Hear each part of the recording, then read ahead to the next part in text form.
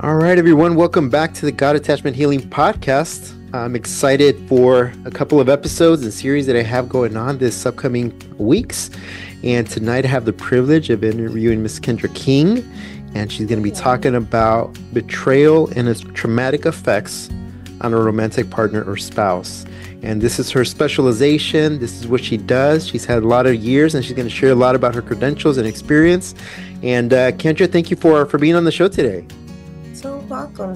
Thank you for having me. This is Absolutely. an honor. Yes. Absolutely. You know, one of the things that I don't know if that it's hard to do, but it's really encouraging to be able to meet with other Christians in the space of counseling, because I think I don't know if this was your experience, but just kind of the introduction of Christianity into psychology or into counseling, there was always kind of like this conflict initially.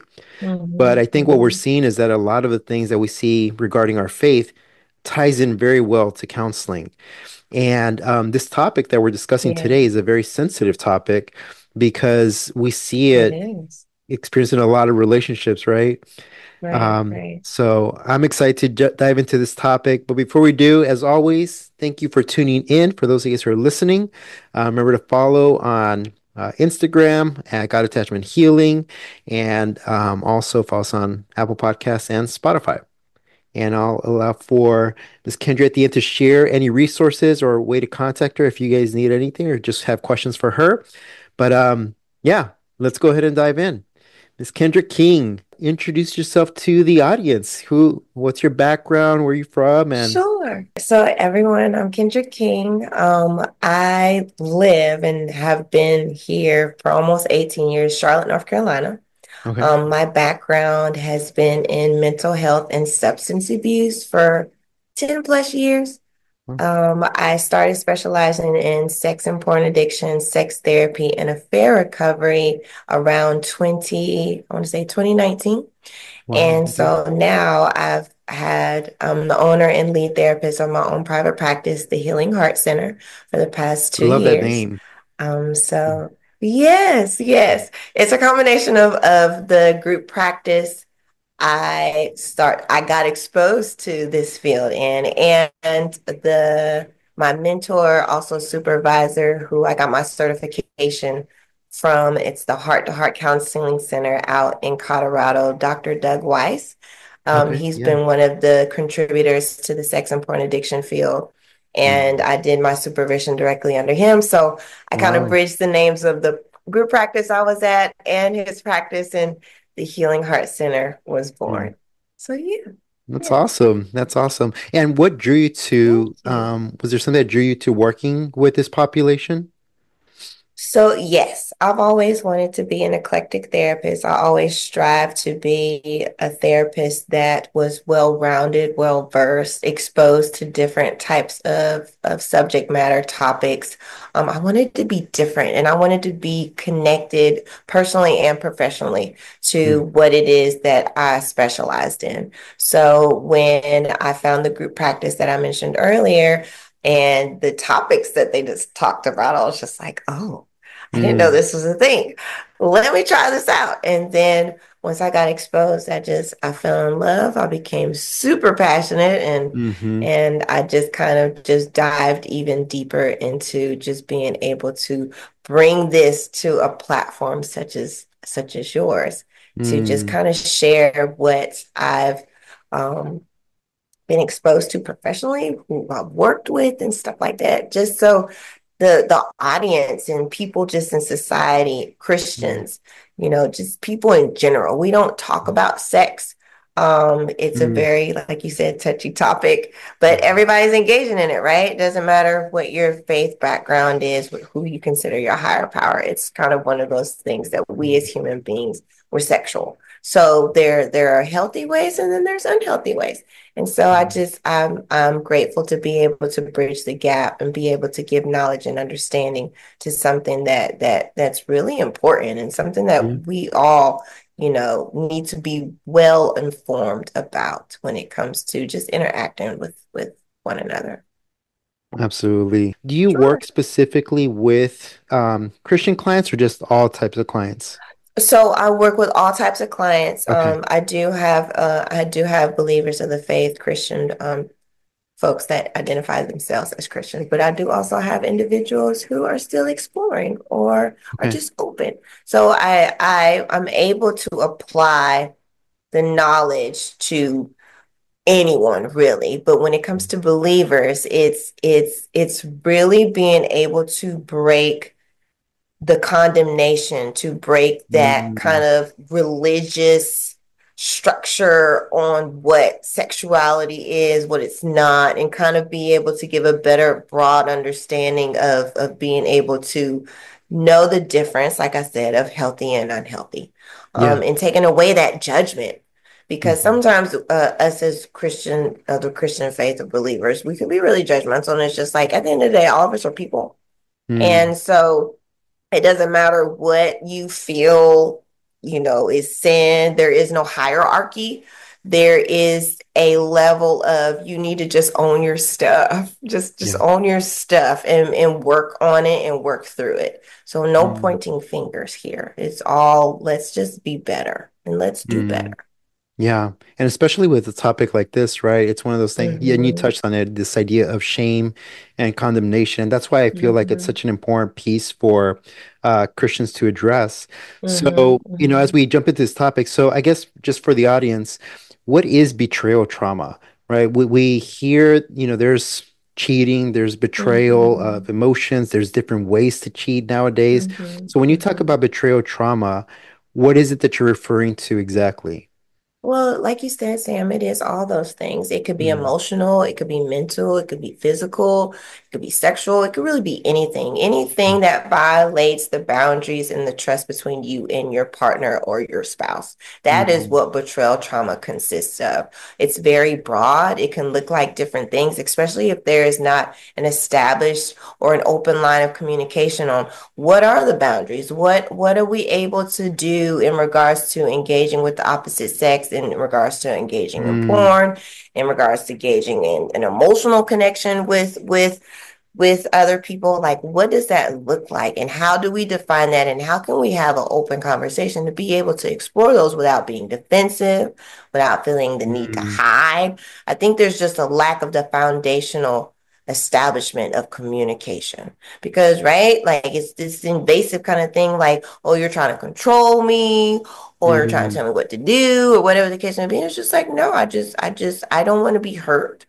I don't want to mm, hurt you. So let's just kind of come to the table and talk about what are things that are negotiable, what are non-negotiables, and let's kind of move forward in an open dialogue when it comes to those mm. things.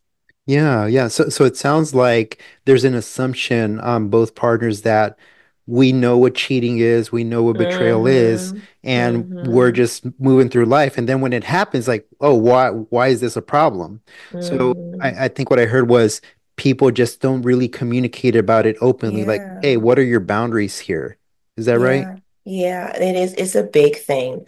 A Mm, big thing that couples come to me about is communication. yeah. Communicating about emotions or assumptions. Like you assume that I'm doing this as opposed to just asking me, or there's behaviors that have been discovered, whatever the case may be. Mm. Really just communication. Yeah, yeah. And what's a common theme that you find with the clients that you're working with? I know we mentioned porn, but is Yeah. that the common theme or is there other things as So well? there are other things as well. Not Okay. all of them consist of porn. They consist of having intimate conversations with other people, Mm. Such being as? a such as emotional conversations. You can talk to other people about how you feel, but you can't talk to me. Mm, Or, there's a lack of understanding. I feel like I'm going to keep these things to myself because when I do share, I feel attacked or I feel dismissed or unheard, unseen. It's just a variety of things that mhm, kind of sum up this type of misunderstanding, really. And like I said, it all comes with communication. So it can show up in different types of ways. There's not always the sexual betrayal. It's not always porn use. And I've discovered that you're using porn. You didn't tell me about this. Who are you? It's not always like that, but it still has the same impact, which consists of betrayal trauma. So, Okay. No, that's good to mhm, know. So when people don't talk about this, what is, I guess, what is it? Why does it happen in romantic relationships? I know we're talking about communication piece. Are there mhm, like any type of triggers that started? Because mhm, most people, I think the first couple of years, it seems like mhm, there's open communication, but then life mhm, happens. They have kids, there's mhm, changing jobs, there's moving. So it sounds like mhm, those are barriers to communication because it mhm, becomes overwhelming. But are there mhm, any specific triggers that you would say, you know what, when people go through this, they need to be mhm, extra careful about potentially betraying each other? Because mhm, there's some mhm. situations that kind of set that up for Yeah, people. yeah. Stress. Stress Mm, is the biggest one. okay. And being able to feel emotionally safe to Mm, to share the emotions and the vulnerability of what stress influences. It could stem from childhood. It could happen in adolescence. It could really happen anywhere, to be honest. mm, But it's really a sense of I feel stressed. I don't know how to cope in a healthy way. So I am going to engage in behaviors that may or may not be appropriate, that I may share with you, I may not, mm, and those kind of set kind of the path up to where you start drifting off and detaching from your partner and engaging potentially in these unhealthy behaviors. mm. So if people don't Mm-hmm. have good responses to stress, they're more Mm-hmm. prone to, or at least open to, Mm-hmm. betrayal. Mm-hmm, mm-hmm. And Okay. have an outlet to support. It doesn't necessarily have to be your significant other or your spouse. Somebody. I need you to Mm, talk to someone because when you internalize all these experiences, you're just setting yourself up to ruminate, to overthink, and you become even more overwhelmed with what's going on, and you're just kind of festering within, and you don't have anywhere for it to be let out. And then it's just like, mm, oh, and if you do have a background in unhealthy sexual behaviors or unhealthy compulsive sexual behaviors, then your go-to is, oh, I feel stressed. I need to release. I need to mm. to sense or soothe myself. Let me just do this right quick and then it's a quick fix Hmm. instead of really dealing with the root of the issue. Yeah, yeah, that is a common experience. And I wonder, as I mean, I read a lot of research on the aspect of trauma and how those Mhm, ruptures happen in attachments within relationships. mhm, So mhm, for you, what are some common symptoms that you see from betrayal? Because people, to your point, people experience it differently because some mhm. communicate and they each have different boundaries for what's considered cheating, what's not. Mhm, mhm, So what are some things that you see in your clients that are, oh yeah, this is a strong symptom of being betrayed? mhm. PTSD for sure. That's number Mm. one.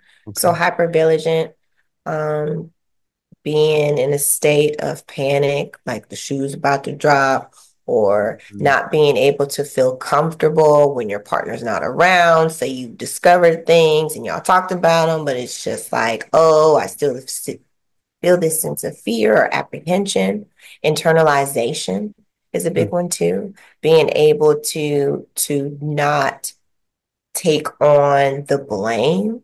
yeah. I'm not enough. I'm not sexually what he wants or what she wants, whatever Mm, the case may be. So it's really an internal, like kind of self-destruction, breakdown of the person.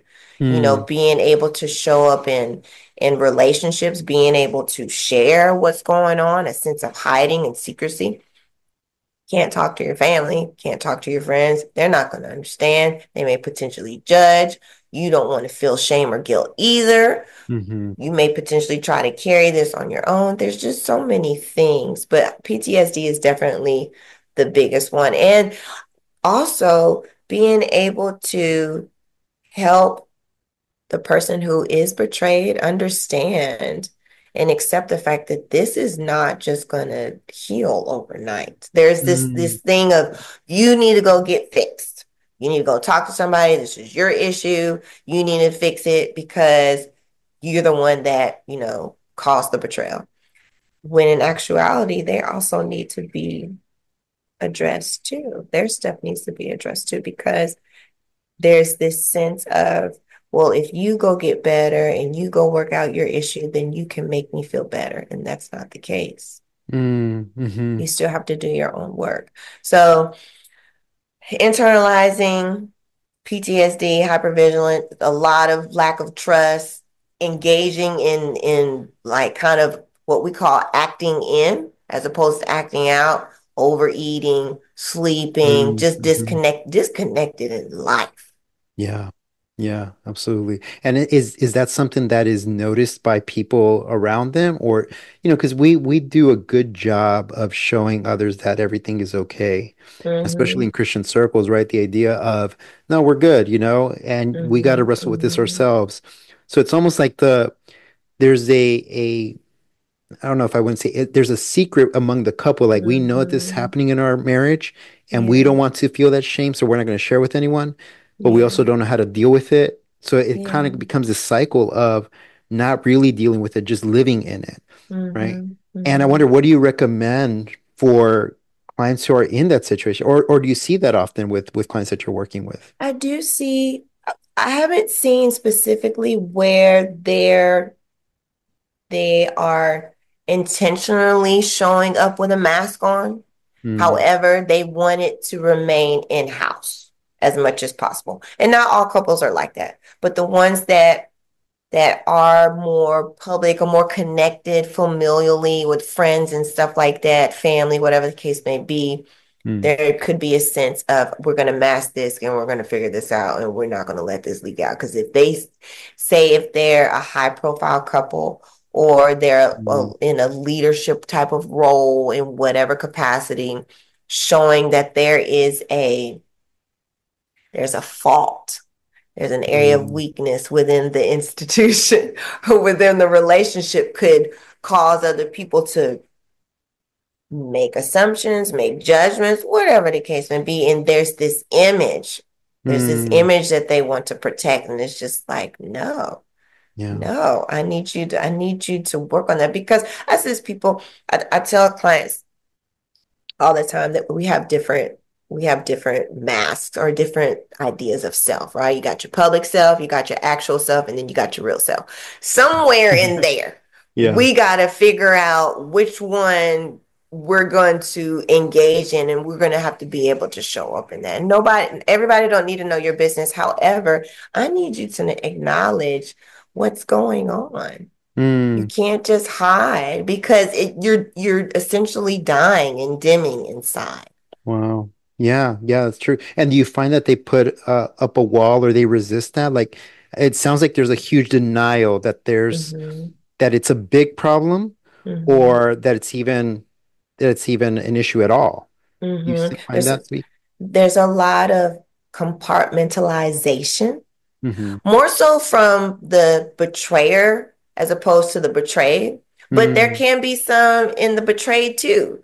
Like I said before, this is your issue. You need to go work that out.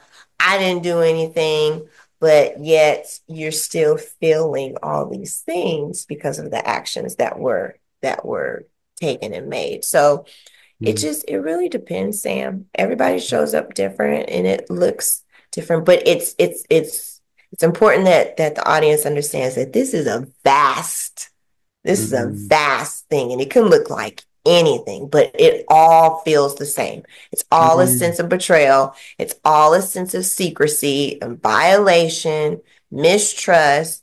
There's some communication issues in there already too. So it's so many packed on layers. Yeah, yeah, and if I'm hearing you correctly, I think a theme that's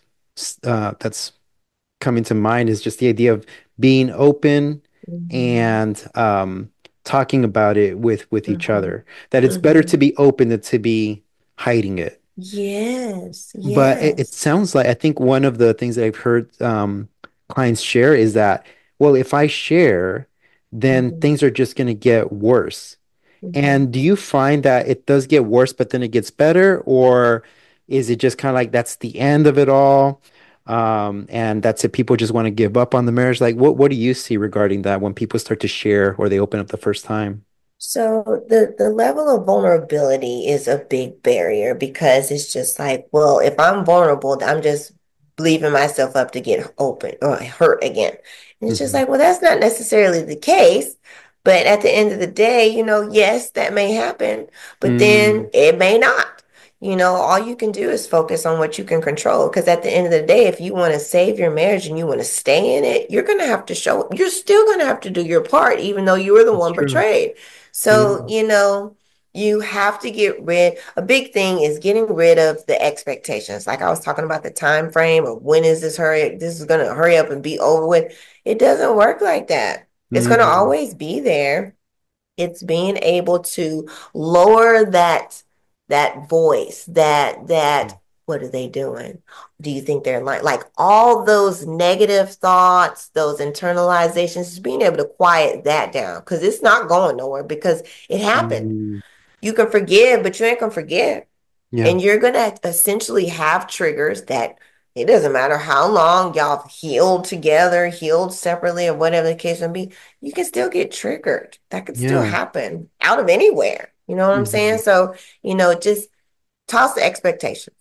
Yeah, yeah. So it's good for the audience to know that even as you're healing or as you're working through this, that doesn't mean that it eliminates those feelings that can still come Mm-hmm. up, right? Mm-hmm. So I guess that Mm-hmm. jumps into our next question of, okay, so what does healing look like for someone who has experienced betrayal trauma? What Okay. does that Okay. process look like for them? You mentioned there's no real timeline, right? I can't Mm-hmm. hurry this Mm-hmm. process up, Mm-hmm. but we've often heard the concept of people uh, they hurt in relationship and they also Mm-hmm. heal in relationship. Do you have Yeah. any thoughts about that? Because it sounds like this would be a two-person thing. Like in order for that person to heal, Mm-hmm. both need to work, and Mm-hmm. it's not something that you could do individually. Do you agree with that, Right. or Right. what are your thoughts? So I am a firm believer. You have to start with yourself. Okay. The betrayer has to start with themselves. You have to figure out where you kind of went wrong or where did this all start to lead up into this, and then be able to work with the betrayed to heal those things, right? Giving context, giving explanations, giving knowledge, giving background, really opening yourself, that vulnerability, and sharing, fully sharing, and Mm, letting go of the sense of shame and guilt because it's already brought you this far. mm, So, your best bet if you want to heal yourself is start being honest with yourself. mm, Really. yeah. So, same with the betrayed Hmm. individual work. Take accountability for the things that you recognize you did. Hmm. Hmm. Not to influence the betrayer's actions, Hmm. but just how did you honestly show up in the relationship? Were you emotionally safe to talk to? Were you vulnerable? Did you make time? Were you intentional? Were you present? Were you sexually engaged? Like, really take inventory on how you showed up in this relationship because it's always a sense of you want to shift. Everybody wants to shift the blame. The Hmm. betrayer wants to shift the blame. The betrayed wants to shift the blame. No, both of y'all need to take accountability because both of y'all played a part Mm, into what has happened. yeah. Yeah. And that's just what it is. I think there's a sense of denial that it's both parties' faults. What kind of Right. is? It may Mm, not have been one person may not have done as extreme as the other, but hmm. still, like, there was a disconnect somewhere. There was a detachment somewhere. Something Mm, happened somewhere. You didn't just, happen to just fall into this thing. Something happened. And it's yeah. okay to hold yourself accountable. I would hope so. I would hope you do that as an Right. individual outside of a relationship, Yeah. you know? Yeah. That's So it's just being able to be honest with oneself hmm. and really, really checking it. Was I really the best partner I could possibly be?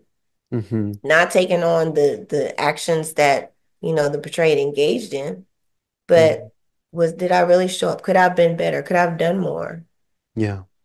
I think Mm. sometimes we don't really evaluate our sense of performance. And when I say performance, I don't mean like dates and materialistic surface level stuff. I mean Mm. as being able to really show up in a human sense, Yeah. being able to provide that emotional security, to have the open communication, to be honest and transparent. Mm-hmm. Mm-hmm. You know what I'm saying? Like Yeah. there's just different ways of being able to engage in a healthy way in relationships. And we're not taught that, especially as Christians.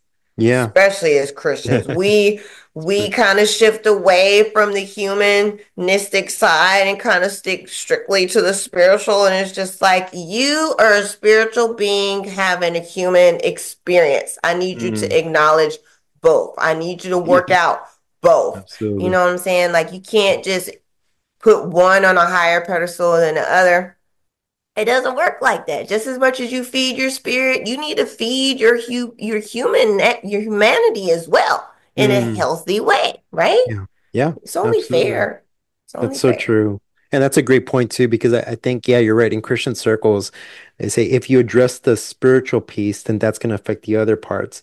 But similarly, if the physical or the emotional is not addressed, that also affects how one feels Yes. spiritually. How can you show up with God? Yeah. How? Mm. If you don't acknowledge that you have weaknesses. Mm-hmm. You have weaknesses and you have to surrender. You have to Mm. surrender and accept that you need help in these areas in order to be able to, you have to be vulnerable for the Father.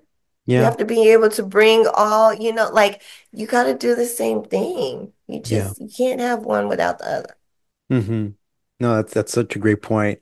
Um, when people when people are expecting a change, do you often find, and you've already mentioned this idea of taking personal accountability. Okay, Mm-hmm, what did I do wrong? What could I do differently? How can I mm-hmm, own my emotions, own my thoughts, and so on?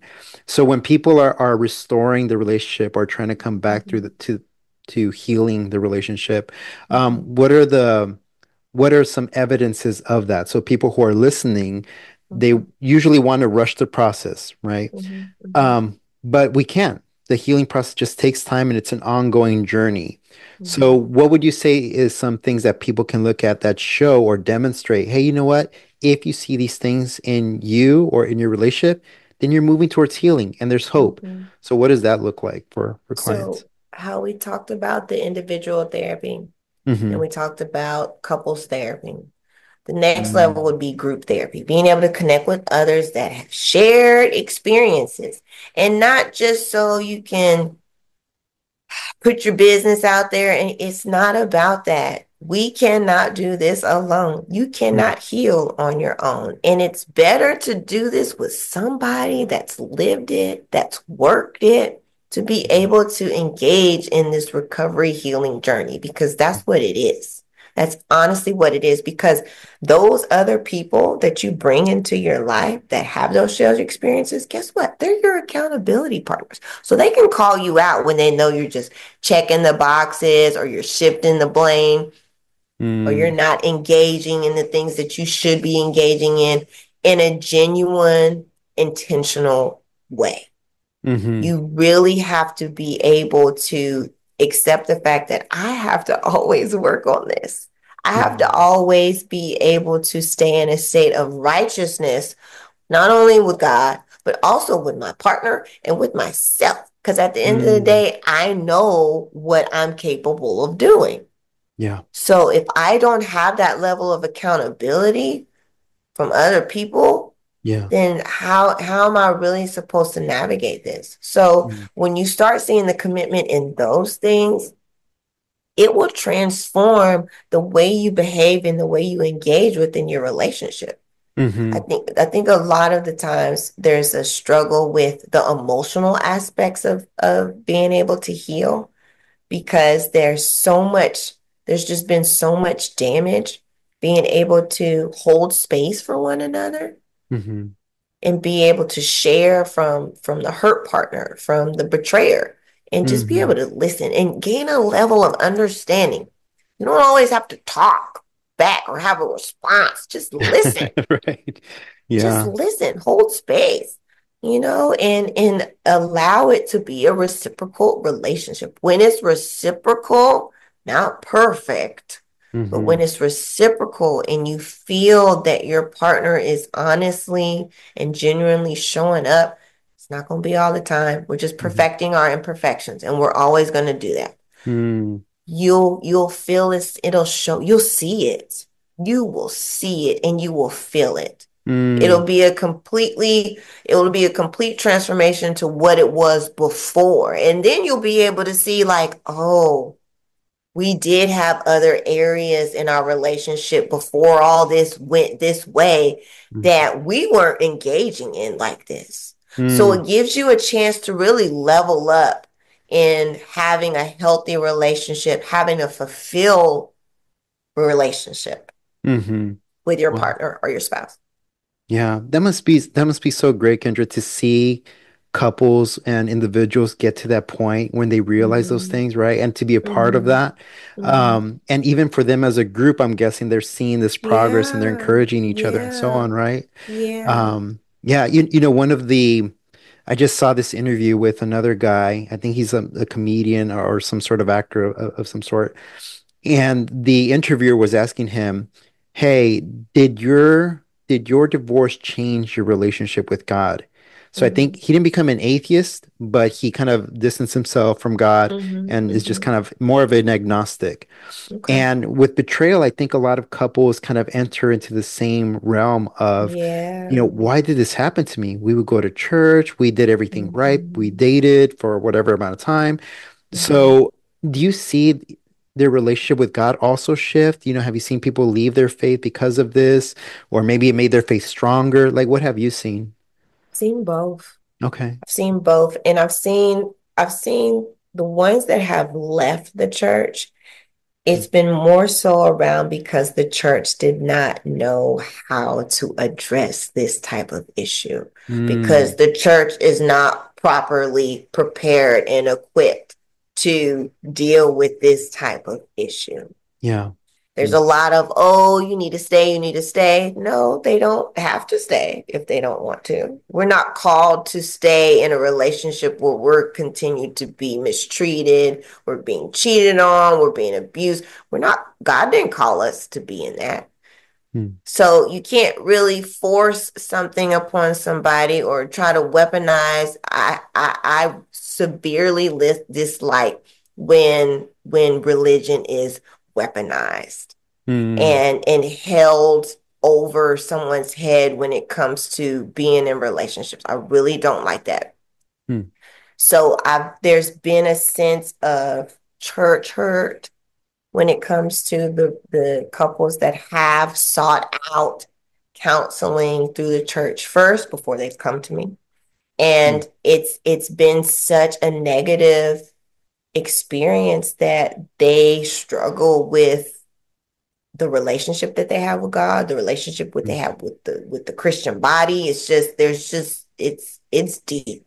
Yeah. It's really deep. And it's unfortunate. It really is.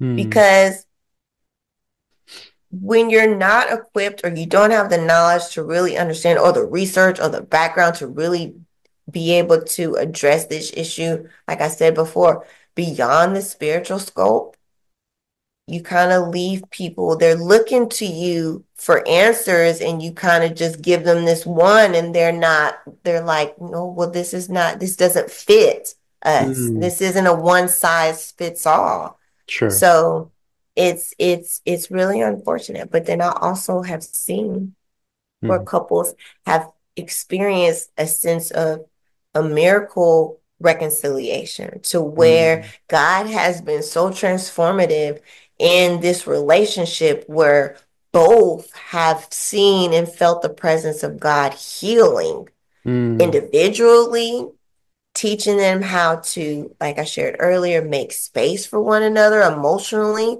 even when one or the other is struggling, and being able to have a grace and accountability. I've seen both sides. mm. And it's such an honor for God to bless me with being able to see that Yeah. in so many different ways. It doesn't just have to be from Christian couples. It could be couples just in general, just Yeah. Yeah. healing is amazing because I know that it does come from the Father. It does come from within. And it's to be able to be in the space to witness it. Mm, It's hmm. it's really amazing. It takes time, but I can be able to encourage and motivate and inspire couples that have been in the dark for so long that there Mm, is hope out there. There is light. Just keep pushing forward. You will eventually get there. And to see that and be an outsider looking in and be like, no, y'all are doing great. Like, yes, hmm. you have some bumps in the road, but like keep doing whatever you're doing because it's working. Well, I don't feel like, well, I don't need you to feel. I need you to just Right. keep doing. Because Yeah. it's not going to essentially feel good. It's not. You're going Mm, to feel like you're dying. And what do we do within the Christian body? We have to die to our flesh. We have to die over and over and over again and shed all these layers mm, until we come to a sense of acceptance that we are not here for ourselves. We hmm. are here to be examples of light for other people. And Mm, your story can shift somebody else's life. yeah. So once you being able to understand that and accept that you're not going to go through this forever. Whether you stay in the relationship or not, you're not going to go through this forever. You're still going to have to do healing, but that That's healing will true. help someone. It Mm, really will. that's so good. Wow. That's so awesome. I really am thankful that you're in the field and helping couples with that and being able to be a part Yeah. of that process for them. Because you're right, it is a very miraculous thing to see. The Mm-hmm. healing piece, right? Whether it be for the marriage or Mm-hmm. individually, but it's a Mm-hmm. healing, it's a miracle to It witness. is. It That's is. awesome. It is. Yeah. Kendra, do you have any final thoughts on just betrayal trauma in general, like a takeaway for the audience regarding betrayal trauma? Betrayal trauma. It doesn't necessarily happen within those intimate relationships, right? It can be Mm, familial, that's it true. can be friendships. Being able to set boundaries and being okay with if this person is not adding to your life, they do not have to stay in your life. They Mm, have to do the work just as much as you do. But that doesn't mean that you allow yourself to be a doormat hmm. and just be used. Because what's going to happen is as you continue to grow and heal, your level of patience and being able to, you can only give so much. You can give grace, but there's only so much to where it's just like, okay, I think you're taking advantage of me. Right. Right. We And teach people how to so, treat us in that. yeah. And so being okay with if you gotta let them go, it's okay. You don't owe anybody anything. Mm, So yeah. being okay with being alone, but not lonely in Yes. whatever relationship it is. Yeah. So Mm. yeah. Yeah. And I just want to refer back to as you were talking about giving space, allowing for Mhm, emotions to be shared, this mhm, true authenticity, just leaving everything out in the open. mhm, Um, if we're doing that in a relationship with God, then there mhm. should be this transition of can I do this in a relationship with another person, even when they've hurt me, right? Because sometimes we Yeah. feel that God allowed something to happen, so we pull Yes. back, but He still knows what's going Yes. on and so on, right? Yes. But I think that was such an important point that you mentioned about everything that we would do in a relationship with God, we want to do in a relationship with other people, right? Mhm, And mhm. yeah, I mean, this is such an important topic, and I know we've discussed this already, but the next topic or the next episode that we're going to do is on what does this whole process of restoration and redemption look like after Yes. betrayal. So we'll talk Yes. about that for our next episode. Thank you for being here Okay. today, and I Thank will you. in a bit. Okay.